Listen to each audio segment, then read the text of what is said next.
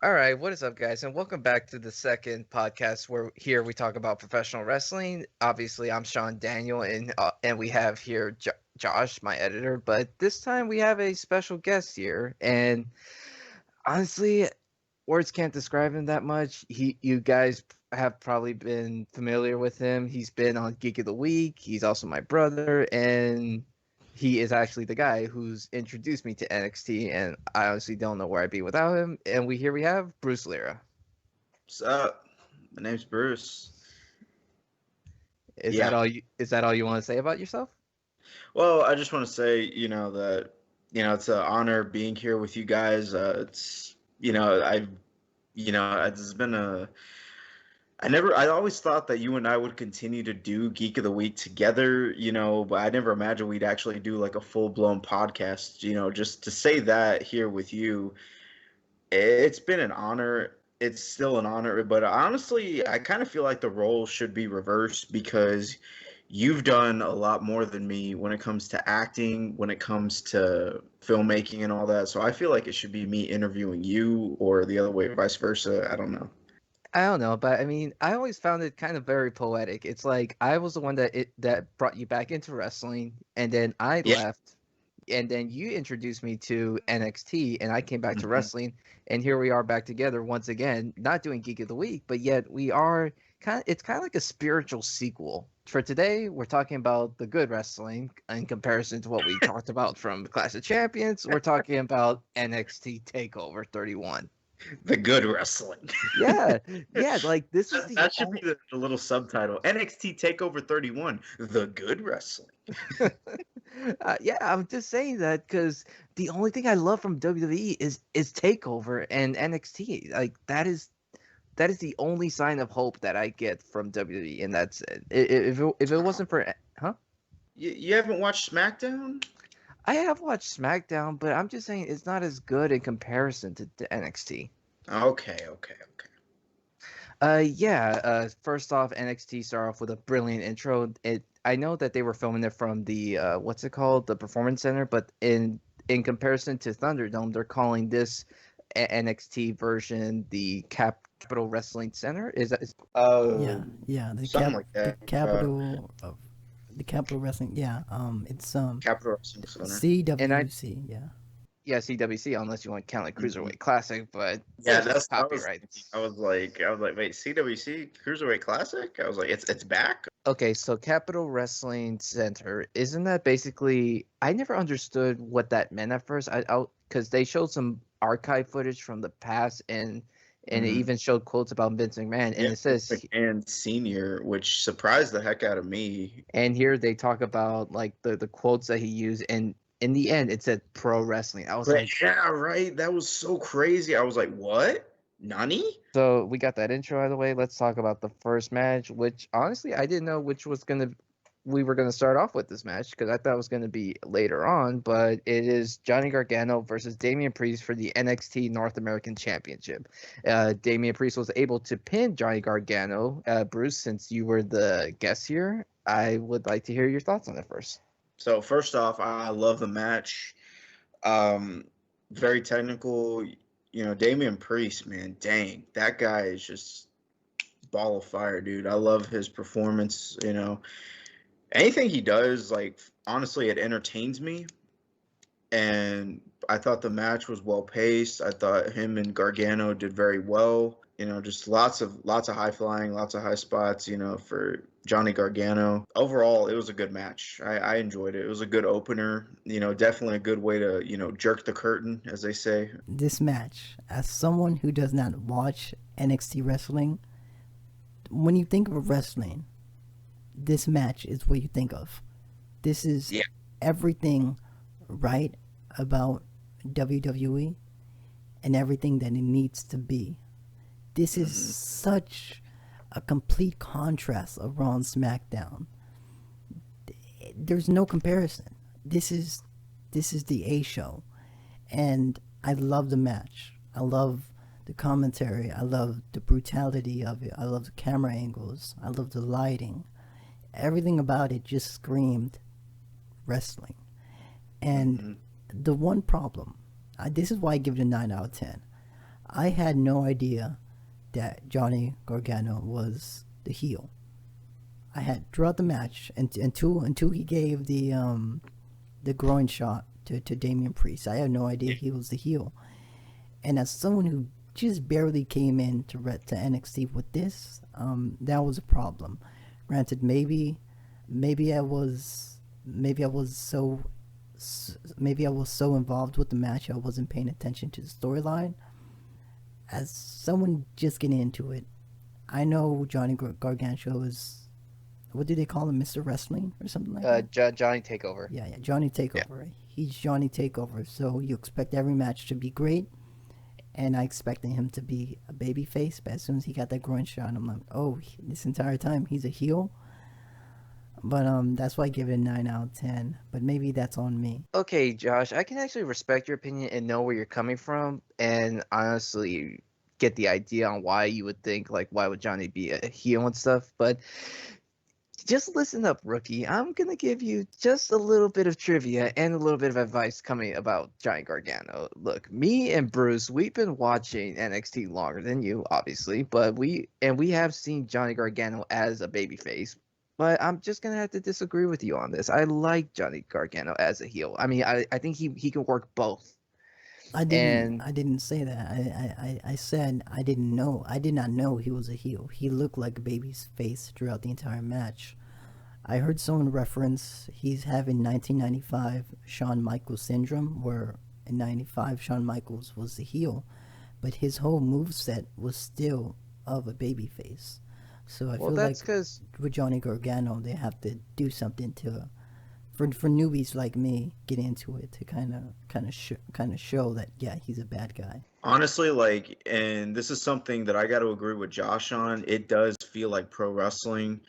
I legit got like Memphis, Mid-South, 1970s, 1980s kind of vibe, but I guess you could say it's a lot more updated for today's audiences. But yeah, Johnny Gargano can work both. And yeah, it is a Shawn Michaels syndrome, but Johnny's a great performer. I'm still a fan of his work. I can't imagine him going to the main roster.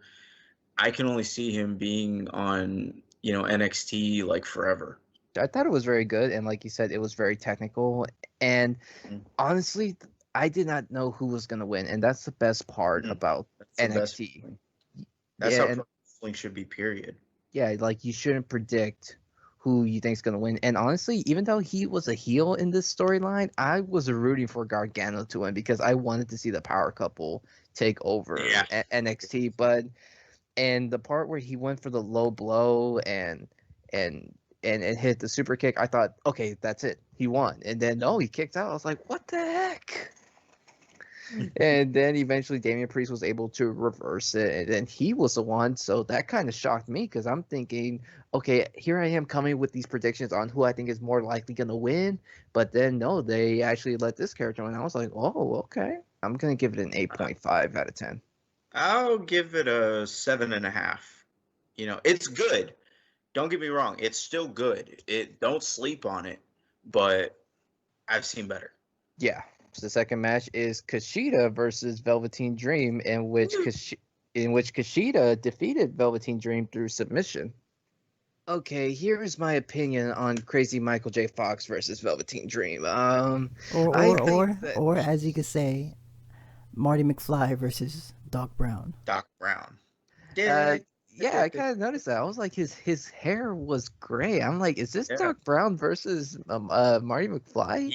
Said outside the ring, he said, come on Marty, Oh, he did. Oh my god, I just barely caught that. I thought that he was like he had the gloves, and I'm like, is this I was like thinking, is this a quarantine gimmick or is this a Doc Brown gimmick?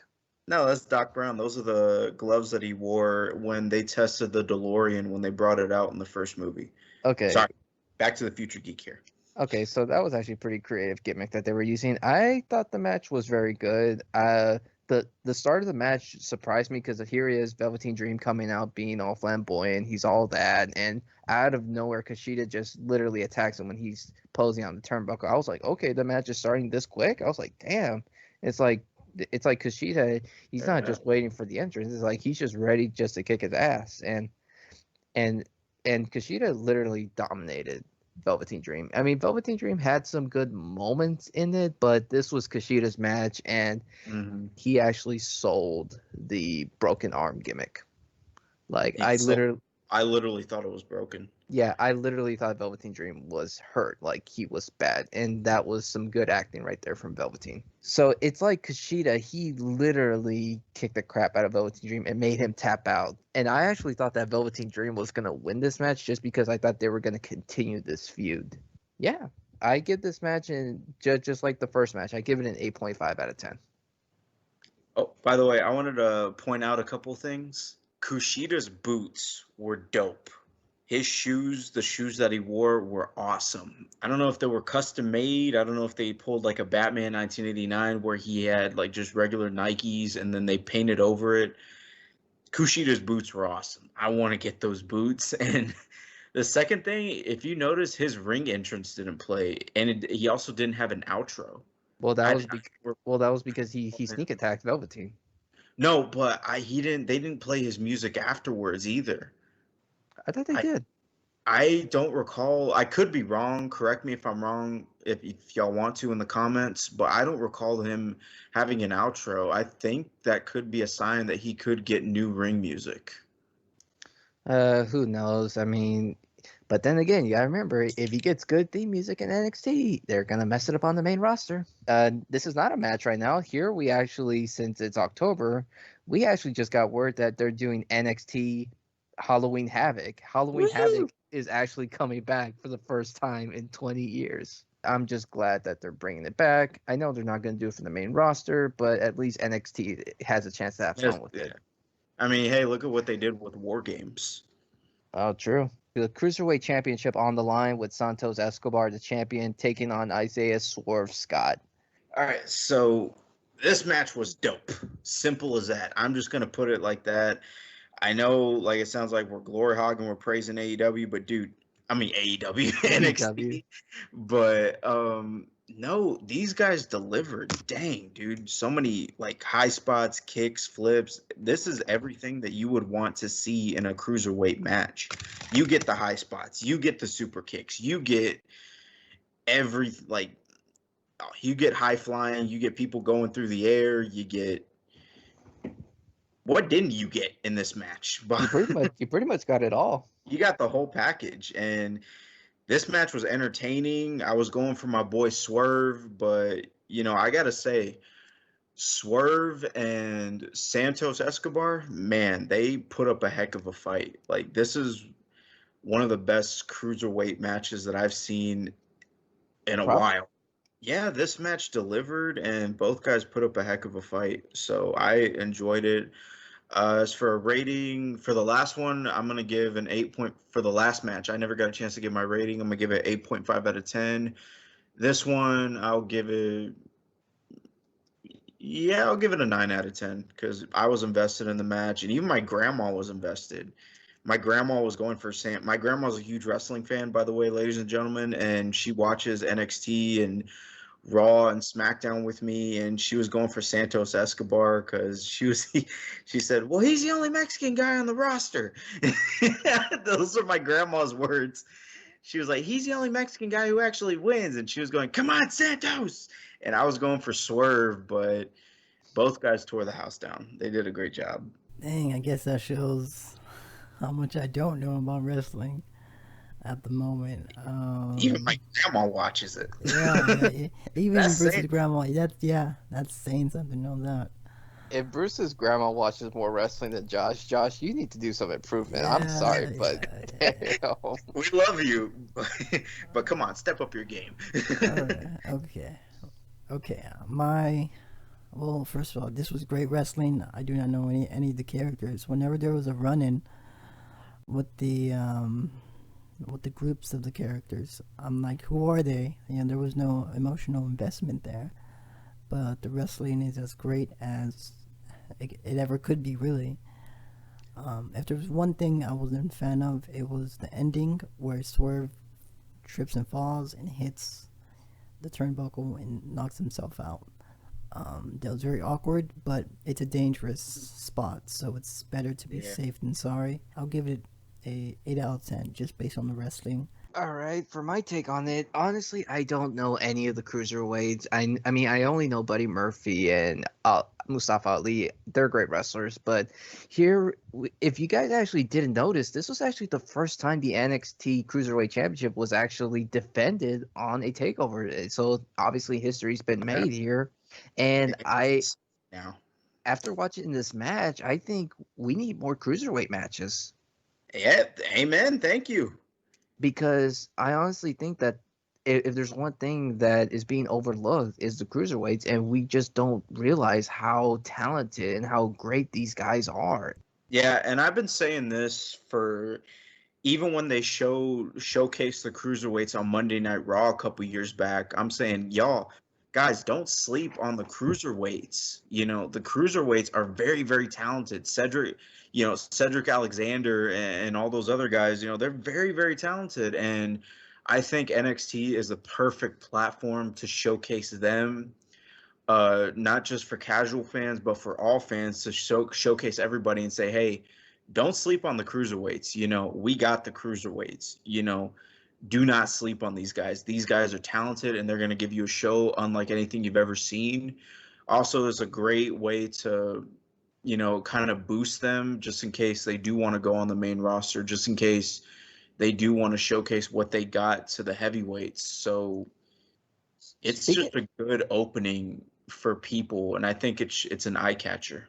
Speaking of the main roster, I actually think that the cruiserweight should be put back on the main roster. Like, not like the way how Vince was doing it recently, but I'm saying, like, had Triple H been in charge, make the cruiserweights, put it on the main roster, because they deserve so much more than just being on the NXT division. Yeah, and if you guys want an example of an amazing cruiserweight who started off as a cruiserweight and nobody saw anything in him but became one of the biggest stars ever, look at Rey Mysterio. Rey Mysterio was putting on banger after banger, and not just WCW, but ECW. He was in ECW before then. And Rey Mysterio was kicking butt, dude. And look what happened. Look where he's at now. Does anybody remember that Chris Jericho and Eddie Guerrero were cruiserweights? Yeah, there you go. Match 4, Io Shirai versus Candice LeRae for the NXT Women's Championship. Io Shirai was able to defeat Candice LeRae in a pinfall and win the match, even though with the help of Giant Gargano, she could not prevail and eventually lost. So, Bruce, what do you think about this match? It was a pretty good, pretty okay match, Honestly, I didn't get invested into the match till like halfway through. Like, it wasn't until the Johnny Gargano stuff, like, that's when I pretty much got invested.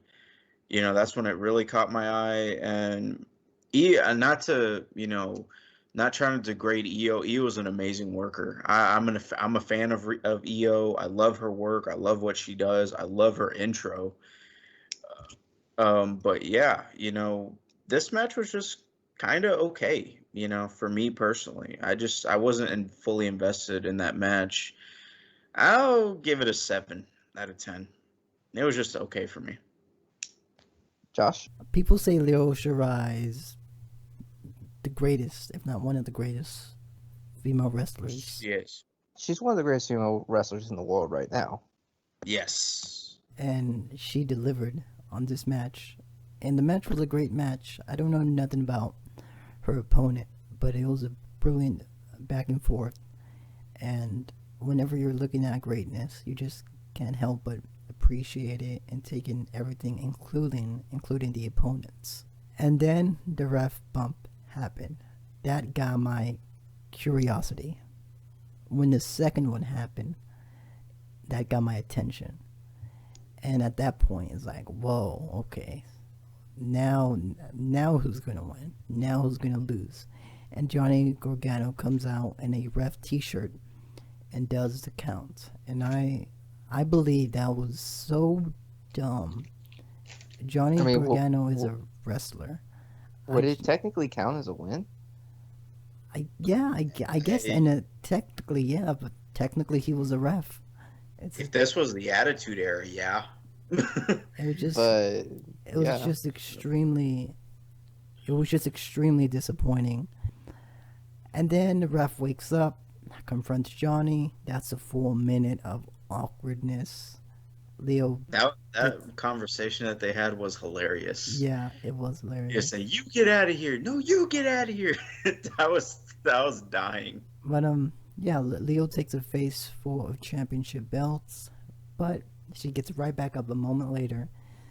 Does a couple moves and wins, and I feel like that whole part from the ref pump to the ending that destroyed the match, and I was not a fan.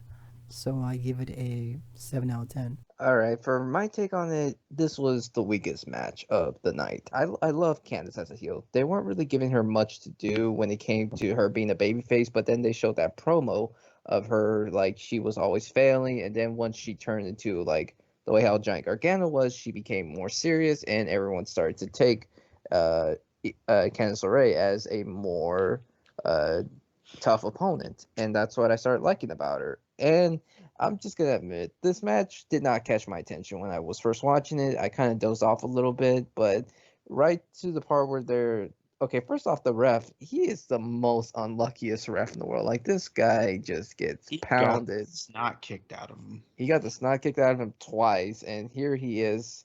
I mean, at least it's better than what the main roster does with their refs when they get beaten up. And I see Johnny running down, trying to put on a ref T-shirt, and I just bursted laughing because Yeah, it was I could not take this seriously, and I thought it was getting a little too cartoony because how could if she were to technically win the match because Johnny Gargano had a ref T-shirt on, it's like won't they do a storyline where they're gonna say, hey, you didn't technically win, Johnny's not a ref, so this is not a real match, so you're technically not the champion, and Io is still champion. So that was a part I could not take seriously. Yeah, And I kind of got when you said cartoony, I low key got like WWF next gen, like because this is something that they would do, during the new generation era, new you think so? generation, yeah, new generation, like beginning of Attitude Era kind of thing. Like I don't know, I feel like this is something that they would do at that time. I mean, technically Triple H is from that new generation era, so he would do something Yeah, from his time. yeah, that's true. But yeah, here Io Shirai was able to kick out. She does a few moves and gets a 1-2-3 and retains the title. Honestly, I Look, kind of figured that she was gonna win because if Johnny Gargano couldn't do it, and it's like if Johnny couldn't win the title, then they're not gonna put it on Candice LeRae yet because they want yeah. to do that power couple thing. So So I that kind kind of destroyed the predictability for me, who's going to win the next match after Gargano lost. So I was like, okay, they're not going to put it on Candice. I didn't think it was a bad match. I just didn't think it was a great match. So for my score, I'm gonna give it a 7.5 out of 10. Not bad. After the match, we got Toni Storm making an appearance on the screen, saying that she's coming to NXT. Obviously, she's probably doing so good in NXT UK, they moved her to this version. And not Wink, also wink. not also that, we also figure out who the mysterious motorcyclist was, and it was actually shockingly, this one actually made me jump out of my seat. It was actually Amber Moon. Yeah, I'm excited. And here I thought she was going to have a career-threatening injury because she had that torn ACL, which that is a very tough injury to come Yeah, back from. it really is. Like was she out for over a year? I can't remember the last time that I saw her on TV on the main roster, but she was out for a while, dude. I found it a bit odd that they introduced both women at the same time because are they hinting of a triple threat match? Because Potentially, that'd be awesome. I kind of thought introducing them both at the same time was kind of awkward. No, I Because thought it was a good reveal because Ember Moon had a good NXT career, but it wasn't great. It could have been so much better, and in my opinion, they cut it off at the wrong time. we finally get to the main event. The NXT Championship is on the line. Finn Balor versus Kyle O'Reilly. And boy, this was the most anticipated match of the night. Okay, I am very excited to talk about this match. Man, what Man, can oh, sorry. I was just gonna say you're so anticipated for this match. You're speechless. man? You know what? I'm just screw it. I don't care. Best match of the year. I know that's a cop out. I know that's just like, oh, but it's the year's not even over yet. I don't care. Best match of the year. I loved this match. This match was amazing. This match was like a real fight. This was like an old school, not just NWA. This was just like an old school, like just fight, like just like a legit fight, dude. This is like an old school NWA match in general. Finn Balor may have won clean, but still, man, dude, this match was just awesome. The athleticism, the physicality, the moves, just oh, good lord! And both guys look like $1,000,000. You know, even though Kyle didn't win, Kyle O'Reilly looked amazing still. And the fact that Finn Balor elevated him to his level, dude, speaks volumes for me. 10 out of 10, easily. 10 out of 10, best match of the night. Number one contender for match of the year. I don't care what anyone says. Boo hoo. But yeah. I agree. But yeah, I honestly thought that this was a very good technical wrestling match. It wasn't very like there were some high flying moments in there. It wasn't like as over the top as really you saw a lot of like both of them were positioning themselves trying to fight for dominance, and it was a lot of handheld wrestling, and that's what I liked about it. We did see Kyle and Finn Balor both bleed from the mouth, which I thought was great. I didn't know if that was because if that was accidental or if that was on purpose, but these two went the distance, and I gotta pay both respects for both Finn Balor and Kyle O'Reilly. I give it a 9.5 out of 10. It's not. I mean, could it be a contender for match of the year? I mean, it could be. We don't know for sure because the year's not over, but as of a lot of matches that I've seen from Takeover, it's up there, and I'll admit on that. Towards the end of the match, we did get kind of like a handshake between Finn Balor and Kyle O'Reilly, paid their respects, which honestly I liked it. You know, show a good sportsmanship, and then we see Adam Cole's body get dragged out by this guy who I don't know who the heck he Rich is. Holland. Do you know about him? Some new guy thingamahoover. I don't know. I thought it was Pat McAfee for a second, and then I was like, oh wait, no, that's Rich Holland, because him and Pat McAfee, they look so similar. I didn't know which was which, but yeah, I honestly don't know much about Rich Holland. I've honestly never heard of this guy before. I mean, that's only just because I'd never seen a lot of NXT, and I'm barely getting back into it. But I was like thinking maybe you could shine some light into it. Yeah, he's some new guy. He was supposed to start a feud with, I think, Dexter Loomis or somebody, and I guess now he's going after the Undisputed Era. But yeah, I'm being for real. I don't know much about this guy. And it looks like they're gonna make the Undisputed Era baby faces or something like that. That's fine. I mean, they've been heels before. Either way, they're entertaining. I mean, yeah, don't get me wrong. I love Undisputed Era, even as good guys. I mean, well, I really like them better as bad guys, but if they can pull off good guys, then I'm all for it. So yeah, that's pretty much the whole entire review when it comes to NXT Takeover 31. And Review. I thought this was a good pay-per-view. I didn't think it was the best NXT Takeover. I don't know if it's because seen better. Yeah, we've obviously seen so much better NXT Hey, Takeovers. but it was you got to admit, it was a breath of fresh air. It was. In comparison to what we've been getting on the main roster, yes. Yeah, and it was a breath of fresh air, and even like the past few takeovers for me personally weren't that great. Like In Your House was a nice throwback, but even then I was like, yeah, it's a good show, you know. Takeover 30 was pretty darn cool. Even though a couple of the matches did kind of confuse me, but one match in particular, which was Pat McAfee versus Adam Cole, which was weird because Pat McAfee wrestled like he wrestled for years. But yeah, the past two pay-per-views that NXT had weren't, they were good, but they weren't like eye-catching. Like this was eye-catching to me. Like this was a breath of fresh air. This was what I think Are you sure that about even that? NXT needed.